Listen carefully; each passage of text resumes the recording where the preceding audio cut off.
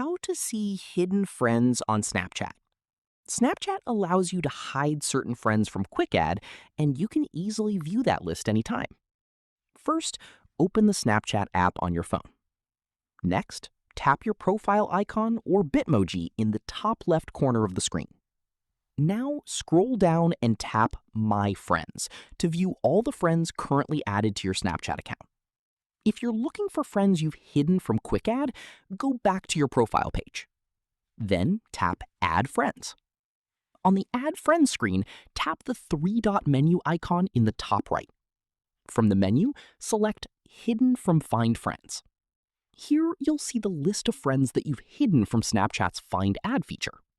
You can review the list and manage these hidden friends whenever needed. And that's how to find and view hidden friends on Snapchat. If this tutorial helped you out, don't forget to like the video and subscribe for more Snapchat tips, tricks, and tutorials like this.